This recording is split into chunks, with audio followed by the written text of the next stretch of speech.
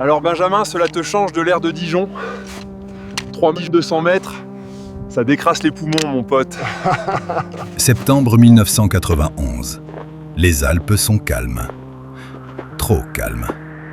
À plus de 3000 mètres d'altitude, à la frontière entre l'Italie et l'Autriche, deux randonneurs avancent lentement, écrasés par le vent et la blancheur minérale.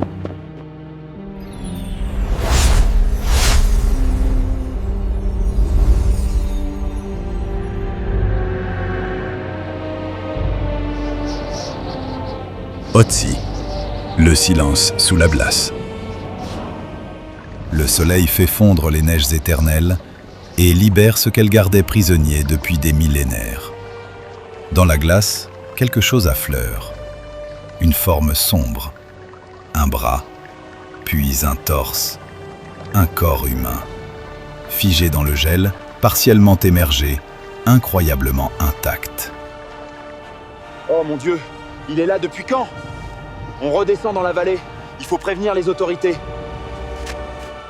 Ce type-là, ça doit être un paysan du coin, mais vu son état, il était paumé depuis longtemps. Pendant un instant, l'esprit moderne cherche une explication rassurante.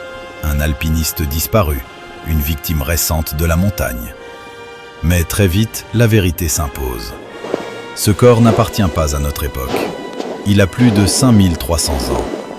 Ainsi refait surface Otzi, l'homme des glaces. Un homme de l'âge du cuivre, naturellement momifié par le froid, le vent et le temps. Sa peau est encore là, ses organes aussi, ses vêtements, et même son dernier repas. Autour de lui, la montagne a conservé son monde. Une hache à lame de cuivre, technologie de pointe pour son époque. Un arc inachevé, des flèches, des vêtements complexes en cuir et en fibres végétales, une coiffe, une cape, des bottes doublées, pensées pour survivre au froid extrême. Otzi n'était pas un simple chasseur perdu dans les hauteurs. C'était un homme équipé, préparé, expérimenté. Puis, les scientifiques commencent à lire ce que le corps raconte. Dans son estomac, les restes de son dernier repas. Dans son ADN, une intolérance au lactose. Sur sa peau, des tatouages énigmatiques, placés sur des points précis du corps, peut-être les traces d'une médecine ancestrale, une forme primitive d'acupuncture. Et dans son dos, une pointe de flèche. La blessure est mortelle. Otzi n'est pas mort de froid, il a été assassiné. Traqué, blessé, fuyant vers les sommets, il s'est effondré là où la glace l'a saisi pour l'éternité.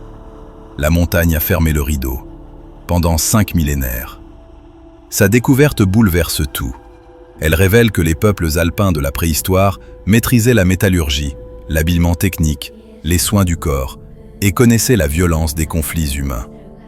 Otzi n'est pas seulement un homme du passé, il est un témoin intact, une archive vivante, une fenêtre ouverte sur une civilisation montagnarde oubliée, figée à l'instant précis de sa disparition.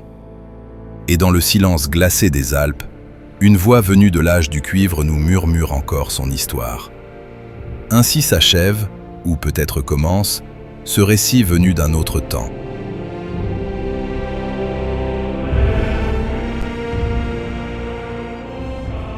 Semaine après semaine, notre média évolue et s'affine. De nouveaux récits toujours plus ambitieux verront le jour.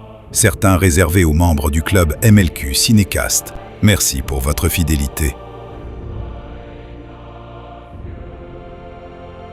À très bientôt pour un nouveau fragment de l'histoire de l'humanité. Parce qu'un autre cinéma naît.